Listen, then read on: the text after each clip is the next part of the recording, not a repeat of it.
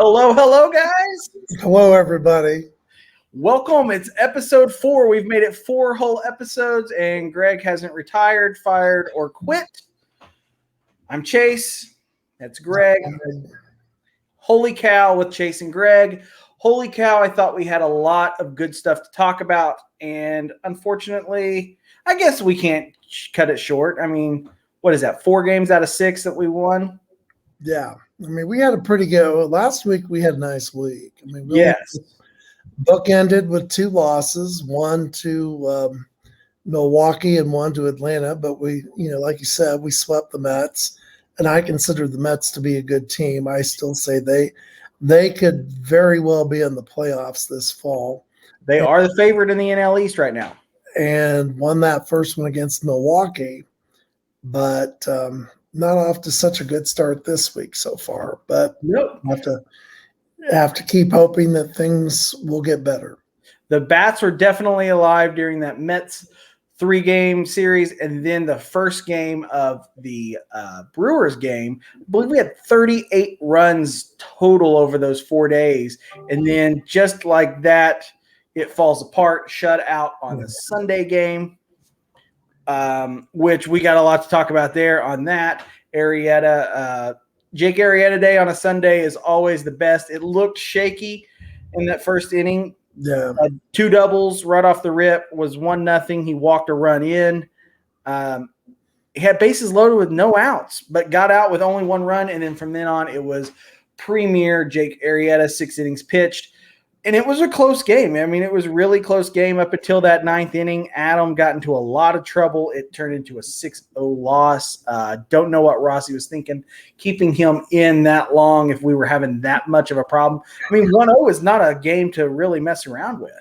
No, not at all. And, it's always easier to look back and say we should have done this or we shouldn't have done that than to, make that decision at the moment. But, as I've said more than once, our bullpen is not going to go down as one of the best bullpens, even in the National League Central. I think we might be a toss-up with the Reds as to right now which one is more on fire, not in a good way. Yeah. And you mean on a dumpster fire level? Absolutely. Twin dumpster fires, which could mean a very entertaining weekend series in the Queen City this upcoming weekend. But, I haven't looked far enough ahead to see what the projected starting pitching is for that game. But anytime you get the Reds and the Cubs together, that's always it's great. I mean, that's probably my favorite team to go and watch the Cubs play against because, like I said earlier, I grew up in Muncie, grew up a Reds fan, Muncie, Indiana, still very much Reds country. And in the early to mid 70s, when I was a lot younger than I am now, you had the Big Red Machine, and right. They were just fun to watch. And like I said earlier, we got cable 1979 in Muncie, and I discovered WGN and the daily dose of wonderment that became the Chicago Cubs with Jack Brickhouse, and just fell in love with Wrigley Field and with the Cubs, and made my first trip there that year, and have not looked back ever since. I was a Cubs fan. My first hat was a Cubs hat, actually, when I was like 2 years old, and I kind of followed along. But it wasn't until I moved up there and made the first trip to Wrigley Field and took a piss with a bunch of grown men around a trough that I really fell in love with Wrigley Field. It's such a great – what a unique experience that is. Yes. Plus being frozen in May from the wind from the lake, that set it off. Just the fandom though was great up there. I loved it. But the Reds, they're having the same problems that are happening here. There's also 2 injuries to kind of talk about. Jock Peterson put on that IL, did not make the trip for Atlanta. He's rehabbing, so I think they're kind of still assessing that. And then while we're recording this video, is on Monday nights. We release Tuesday mornings at 9. Javi Baez didn't make the start for that first game in Atlanta. Who knows what's going to happen tonight or Tuesday night, however we want to look at it, because he had a little bit, it looked like a kind of a lower back, maybe a hamstring pull. He grabbed at it at the end of the game, and I'll be honest, I didn't think too much of it because, he still stayed in the game, and I just figured it's one of those kinks, whatever, nothing too serious. But then, when he didn't start today, I was like, it must have been worse than what we thought it was, or it got worse overnight. So hopefully he's not gone too long. I mean, we need all the bats we can put in the lineup because like I said, we're not doing a real good job of consistently scoring runs. I mean, we're scoring runs, but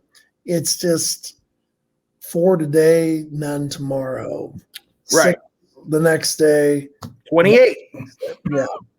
So, we got to do more with that. And then, I just look and I see we've just gone out of the top of the 6. So we still have 3 more shots, but down 3 runs, we're getting into the later part of the game.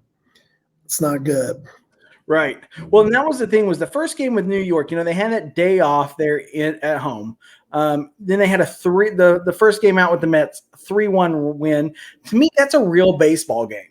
That's a game that can say, hey, these guys can pitch when called upon. When, I don't know if they had a come to Jesus talk on Tuesday before the game on Wednesday, but 3-1 to me says, hey, we can play ball. We can shut down a team who has just annihilated most of their opponents so far in the year and hang with them. We can, keep them to a run. Our bullpen can come in. Kimbrel can come in and close out a game and make it 3-1. That next game the Tuesday game on Wednesday, 16-4 final score. I mean, they just lit it up. Even there in the first inning, it was, 6-0 in the first inning, I believe it was. Absolutely. It was just, you're like, okay, maybe something's happened. Maybe finally the team has finally woke up and it's time to realize we're not in spring training anymore. We're no longer playing Rip Van Winkle anymore. Right. We're getting ready to actually, as the weather warms up, we're getting ready to play baseball. Yes. Thursday's game, 4-3, another game that I say, hey, that was a great game of baseball. I was nervous. I enjoy being nervous. I enjoy questioning things. I enjoy seeing how it turns out, but it turned out to be another great game. Yeah, they gave up 3 runs that game. That's not a big deal in a league that is driven by runs now, where we're trying to make a more offensive game. You have to expect 3 runs. I think the anomaly is going to be shutouts like what happened on Sunday. But 4-3, they were able to sweep the NL East leaders right now. Yeah. That's no easy task. At the time we beat the Mets, they were in first place. Right. So then at that point, we were up tied second in the NL Central. So come Friday's game, 15-2, just beat up pitching for the Brewers. And I was like, okay, this is the turn. 4 in a row. Yeah. And then Saturday, they lost that nail biter 3-4. That was a close game, but I'll take that loss. No. I will take a loss of 3-4. I will take a loss in a 1-run game. What just turns into crap back on Sunday again. Yeah, exactly. Completely shut out. Now, I get it. We didn't face DeGrom with the Mets. Thank God the stars aligned. He wanted an extra day of rest. They let him have that extra day. They gave him the extra day right before all hell broke loose with the bats. A 15-run game. And they had 17 hits. So it wasn't like they left a lot of people on base. I don't remember who they played after they played us, but I remember checking out his next start, and he just dominated whoever they played. Yes. And he was just probably one of his best pitching performances of the entire season. And I remember thinking, thank God we didn't have to see him yesterday. Yes, that got the sweep, and maybe sitting out that game kind of gave him that extra day of rest. Yeah. But, the starting pitching for Milwaukee, for the most part, yesterday's game, they knew that was coming. And that guy, he just straight up has their number. And they held their own pitching-wise until the ninth inning. That ninth inning just completely destroyed it. Woodruff, I believe he's struck out 40 without having a walk in his first 4 starts. So averaging 10 strikeouts, he's no hack at pitching. He is ace material for the Brewers right now. Christian Yelich, they didn't even take that into consideration. They didn't even take advantage of their best player not playing. But yet now I look at the scores, and they're playing the Marlins tonight, and Miami's up 4-0, top of the 6th. They've got runners on the corners, no outs, pitching change. So Miami's 9-12. So right. Right now we're getting help from everybody because the Phillies are beating the Cardinals 1-0 after 7. The Marlins beating the Brewers, and I don't want to jinx anything, but the Reds are playing the Dodgers tonight, and the way the Reds have been playing, and you're playing, to me, still until they lose, you're still looking at the top team, to me, in the National League, the Los Angeles Dodgers. Yes. So and the Reds started off hot. They were just flaming hot. Now we're talking about the dumpster fire that's their bullpen. 2-8's the record out of the last 10. They've lost the last 7 straight. It's not looking good. They got no hit against Bumgarner. Yes. Yeah. I know it was 7 innings. They don't count it, which I think is crap. That's BS. I'm sorry. First of all, why are we playing 7-inning doubleheaders this year? I kind of got it last year with COVID, but there's no need. I feel like the powers that be in Major League Baseball are using COVID as an excuse to ram some changes through that. I'm sorry. I don't like 7-inning doubleheaders. I don't like starting a runner on second base in extra innings. We don't need to change the game just to change the game. Right. I won't go as far as to say that I'm a purist, but it seems to have worked for a long, long time. Yeah. And now all of a sudden we need to reinvent the game. No, I don't think so. Well, and that's the problem that I have with it. I understand. I could even see doing the 12th inning. If we've played a game and a third of baseball, I understand. Okay, maybe we need to put two runners on. Maybe we need to give them 1 out, something like that. But what people are arguing that the game is slow and the game is this. Have you ever been to a professional football game? Yeah. An NFL game, there's 10 minutes between, time with when we're turnover on down or punt return or a touchdown, and we get back to kickoff and we get back. There's almost 10 minutes because of we have to get through commercials. We have to do all this. I've always said the one thing that I love about baseball is that it's not controlled or mandated by a clock. It's not mandated by time. Right. Golf, I don't consider golf to be a team sport. Golf is probably the only other, along with tennis. But football, basketball, hockey, baseball, those other 3, everything is about what the time is on the clock. Yep. And, we don't have that in baseball, and that's always been – that's one of the beauties of the game. You look at the original rules of the game from the 1800s and compare it to how we play the game now. It's not 100% the same, but it's amazing at how many of the same things are the same. Yeah. The length from the pitcher's mound to home plate, the length of the base paths, Obviously, that's just something else about baseball. I always thought was cool that basketball, football, you're playing literally the same specifications in terms of a playing field. Baseball is that one game where every outfield is different. Some fences are short, some are far. You've got the green monster. You've got, you used to have the elevated path at Houston. Yep. You had the old polo grounds where, you would have never had that catch by Willie Mays in the 1954 World Series if he didn't have all that ground to cover. So, those are the differences in the ball game that I appreciate and I enjoy. And if we're doing things just to speed the game along, that's not a reason that's good enough for me. Right.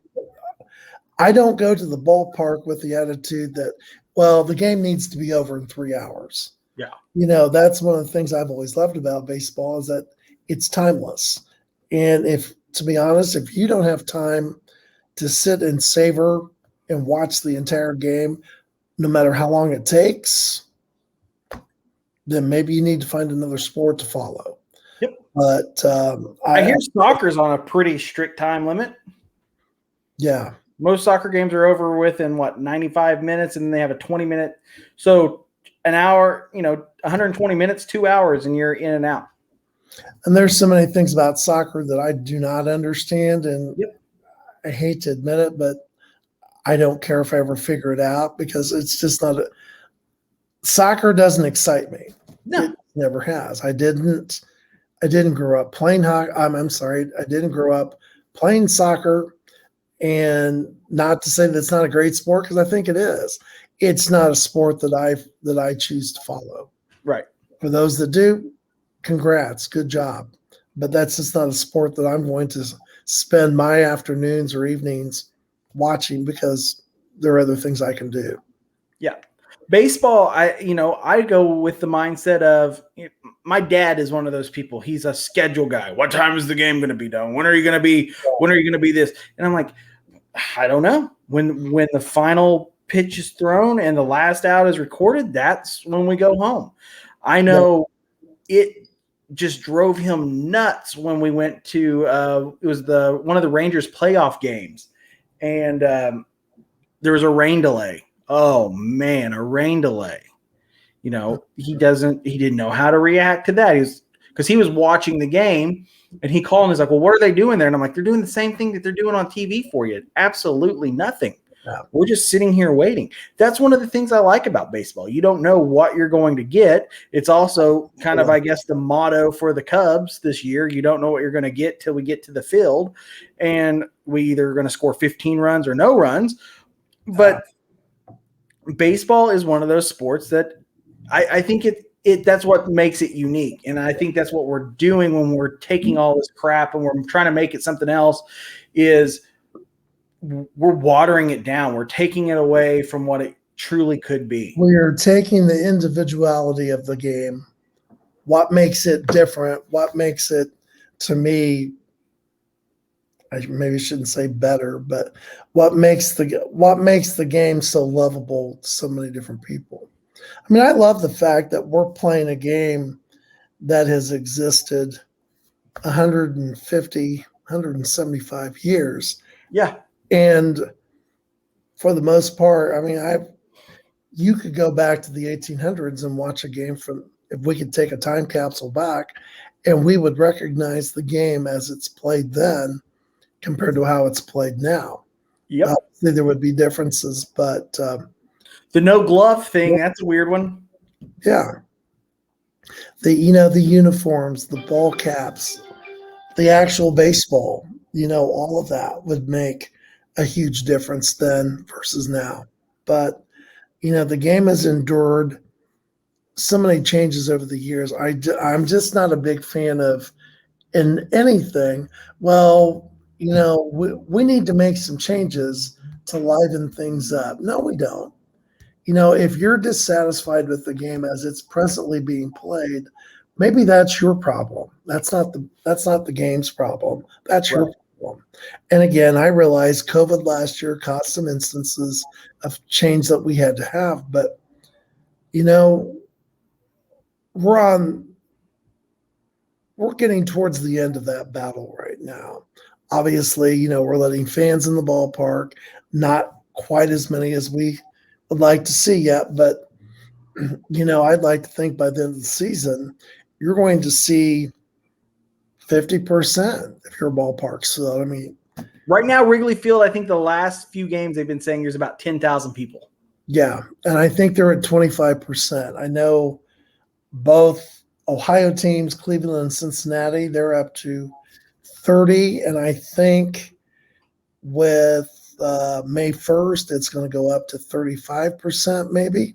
Right. So, you know, that's an advantage there, of course. Texas still balling out 100%. I was just going to say, if you're a Texas Ranger fan, you're in the money right now because heck.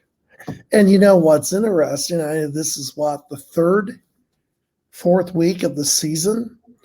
And I read a lot of news reports on a daily basis. You know, when you're retired, you can do things like that.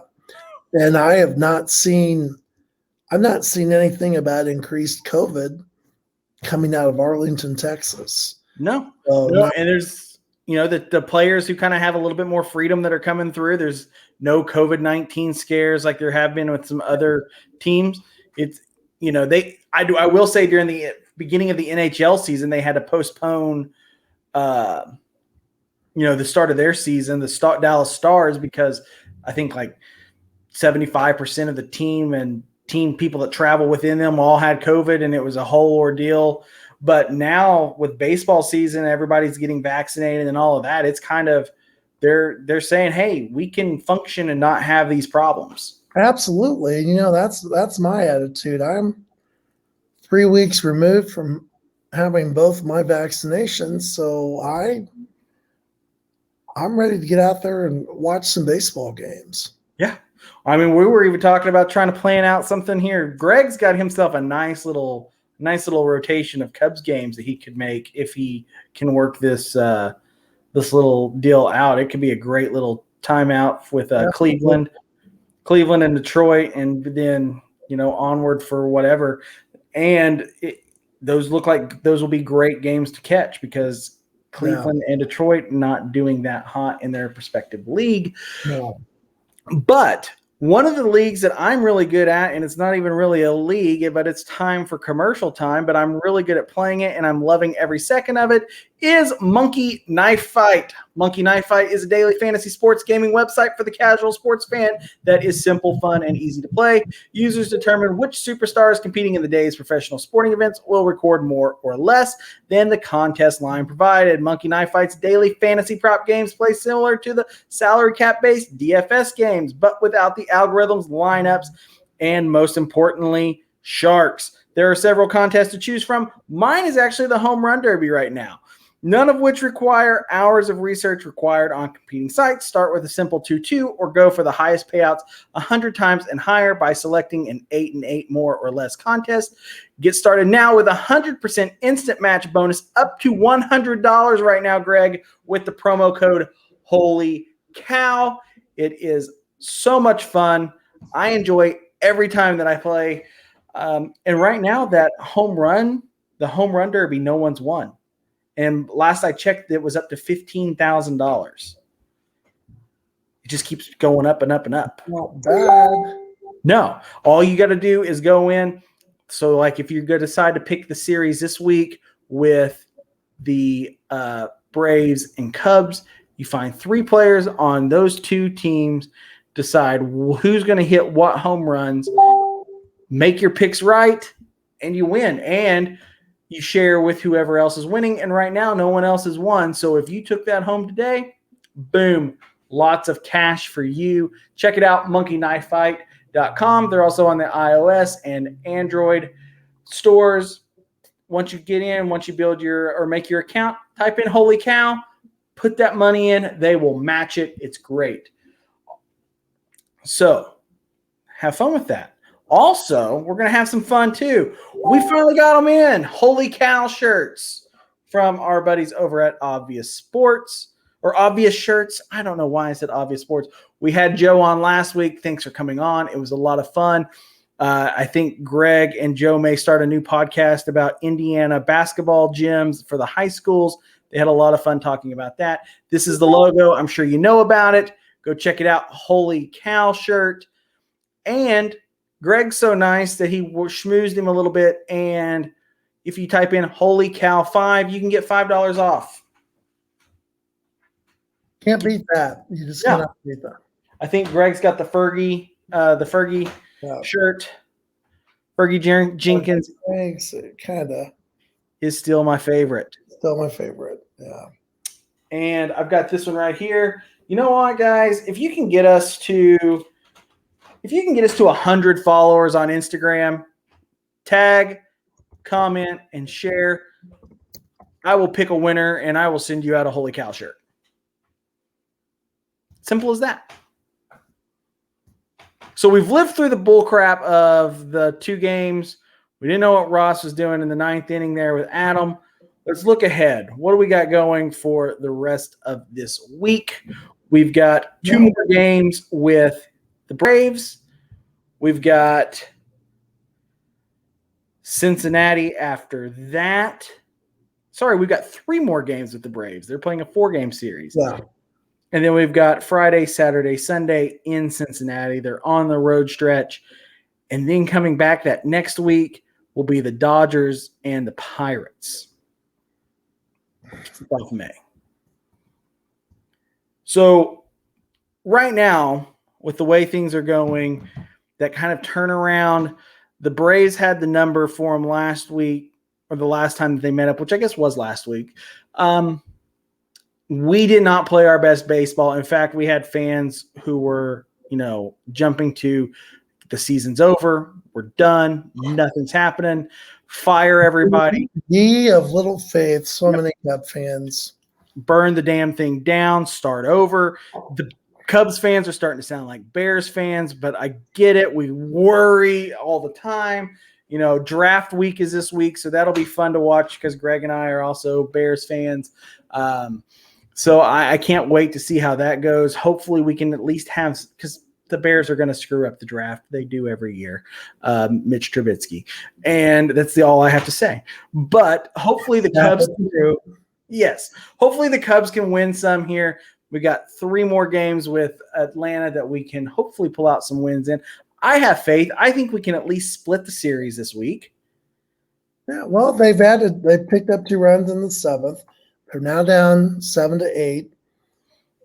Runner on first, 1 out. So who knows? Maybe we'll tie it up again. It seems to be a hitter's game instead of a defensive game. Yes, not a pitcher's game. And that's like we were saying. That's kind of what's becoming. That's what they're wanting. They're wanting these big games with these astronomical amounts of runs. It's not really what I'm into. Actually, today before we got on here, I was on Instagram going through the Instagram stories for Cut 4, and they have a thing that they do called This or That, and you have to pick, do you prefer hot dog over pretzels, things like that. They had, do you prefer a pitcher's duel or a runs battle? But I can't remember what they called it. And more people preferred watching a game that is high scoring but close as opposed to the pitcher's duel. I picked the pitcher's duel. I believe 23% of us picked at that moment the pitcher's duel. But it was, that's just the way the game goes. I believe firmly that we can pull out 2. I think that Cincinnati one might be a little tricky because of the bullpen situation. Well, when like you said, you have a double dumpster fire. I mean, I guess it's going to come down to which one is burning the hottest. Right. Which, in years past with the crew we have, our guys have always hit well at Great American Ballpark. It seems to be a hitter's ballpark, but, they've really upgraded their offense the last couple seasons as well. So I wouldn't be surprised to see some 13, 15 10-9 games this weekend. You're not going to see any 1-0 games this weekend. I just don't see it happening. So maybe I'm wrong. Well, and that was the thing was last year, what was it, last season or the season before, when they kind of went out and signed some people and it made it look like Cincinnati was going to do a push. Yeah. And then this year they started out, they were number 1 in the NL Central for a long time. Now they're down to dead last. Thank God for Cincinnati, because we'd be sitting right there with them. Absolutely.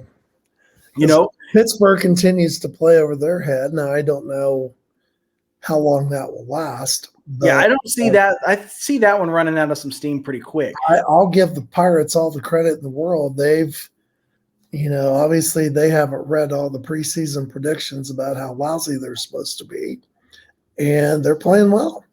Maybe they're inspired by Major League. Maybe that's maybe they've got a cardboard cutout of their owner saying, "Hey, no, we're going to move the team to Florida," and they're ripping clothes off of him. I don't think anybody wants to see that. That would be the exact reverse for me. But it's kind of one of those things where they don't know how good they are. They don't want to hear it. Maybe they just want to give a big middle finger to MLB writers, which I think that's what every team wants to do when they're discounted like that. So Pittsburgh, I know Pittsburgh has played well. I think, honestly, though, this will be an interesting the NL Central will be a very interesting division to watch just because of how much it changes over the course. Really, Milwaukee's the only one that's really stayed right there. They're 13-8. St. Louis playing above 500 with 11 wins to 10 losses. Pittsburgh right there at 11, it's 11 tie, 11 all, 500 baseball. The Cubs, if they win tonight, could do the same thing right there. Absolutely. The Phillies have added another run. We're going to the bottom of the ninth. 2-0 Philadelphia over the Cardinals. And you've got Marlins hanging on. They're 5-0 in the top of the 7th. So, I'd sure like to see us come back and win this game tonight. But it would be nice if in the morning we wake up and there's a 3-way tie for second. Yeah. Because at least that gives us promise. That gives us hope. Yeah. We picked up 2 runs here in the 7th, and we've now got runners on first and second. We have 2 outs, but gosh, someone got, we just had a better hit. So who knows? Should be fun. Next week, though, is going to be very fun. We have our buddy Cole Franklin, pitcher in the minor league organization. We were actually going to have him this week, but due to schedule changes going on out in the minor league camps, they actually moved their practices to later, so they got put on that schedule. So he's actually right now throwing a bullpen session while we're on talking about him. He's actually probably could be able to see him in South Bend if Greg goes up and sees and he starts out there. I hope that he starts out in Iowa because I think he's a cool guy. I think he's really deserving of it. Really cool dude. He's coming on the show. We're going to kind of do a nice little down on the farm, hoedown type of situation. Pull out the square dancing for you guys and get ready because minor league baseball is started. And as much as I love Major League Baseball, I love minor league ball. Absolutely. I got a ballpark 45 minutes from the house. That is where I spend most of my summertime is there with the kid. Sometimes I get a babysitter, and the Thirsty Thursdays, there's always like $1 beer night at every one of them. I remember seeing in Cleveland, there was a 10-cent beer night. Yes. Back in the 50s. That led to a forfeiture one game because they 10-cent beer and a lot of baseball fans didn't mix real well because they all got drunk. That was almost as bad as the White Sox having disco demolition night back in the mid-'70s when they all brought their disco records and tried to blow them up between. I think it was a doubleheader against the Tigers. It was. And bad became worse. Yes. So, that was a full-on riot. Probably not one of the best promotions the White Sox ever came up with. I can think of a few times in what I would consider more modern time mean, I know that is the modern era of baseball, but I don't know if you recall back when they started doing that extra play-in game for the wild card. Yeah. And I believe it was Baltimore. It was back when Buck Showalter was with them. They were actually a halfway decent team. And the Braves. And there was the infield fly call. And I mean, it was like out in the middle of left field. And they called an infield fly. And the left fielder for Baltimore missed it. And they kept running. They tied the ball game up at that point. The Braves did, and they were like, "No, we called infield fly." And the fans in Atlanta just lost their minds and just started throwing stuff out on the field. Those are always interesting. I do think the best beer promotion I've ever seen, and I've seen some great promotions throughout minor league baseball and stuff. I lived in East Texas, and they had a collegiate summer league there.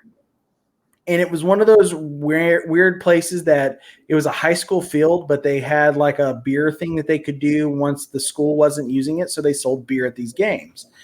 And every night they would do this wheel, and they would spin a wheel, and it was a number from the team, from the visiting team. And every time that player struck out, beers would be $1.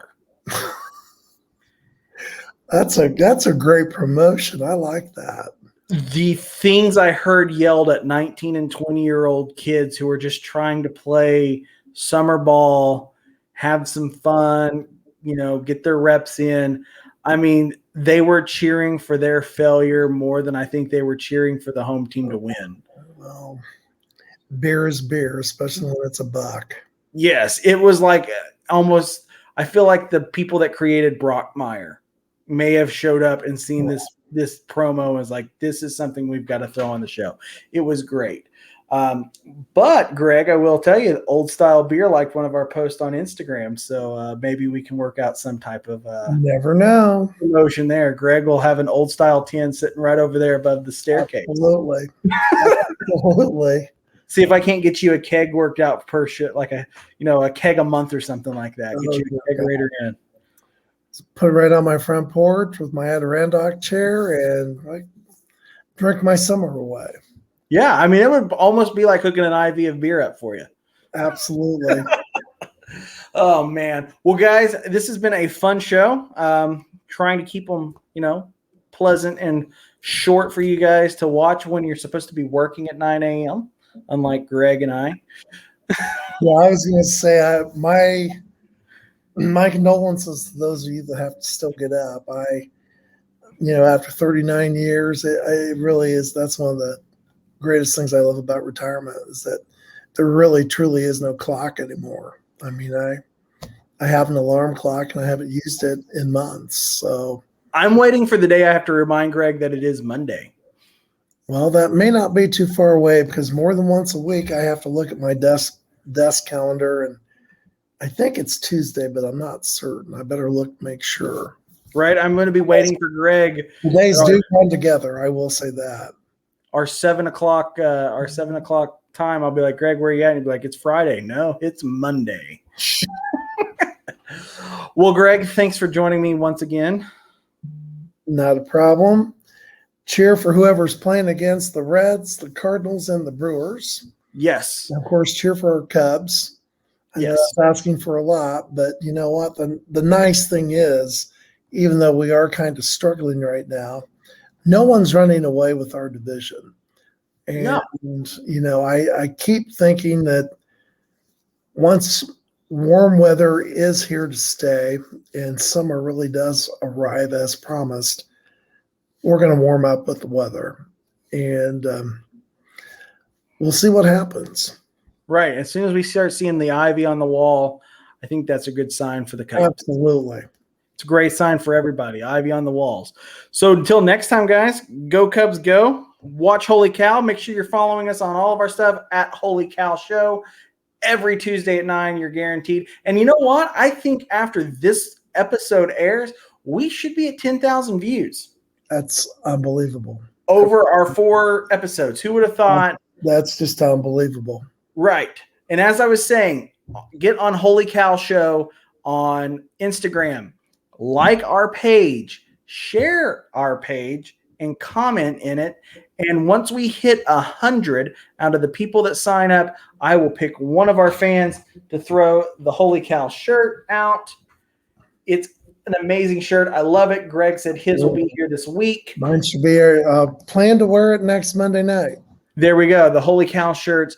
Also, Holy Cow 5 can get you $5 off if you don't want to wait and see if you can win one. Holy Cow 5 gets $5 off any shirt at obviousshirts.com. Also, remember Monkey Knife Fight, Holy Cow, get you that instant match, automatic. So, guys, enjoy your week. Hopefully, there's great Cubs games to watch over the week. There's no stopping. It's straight through this week as you're watching 3 more games with the Braves, 3 games with Cincinnati. Should be a fun one, guys. Until next time, I'll see you. Have a great week, everybody. We'll talk to you next week.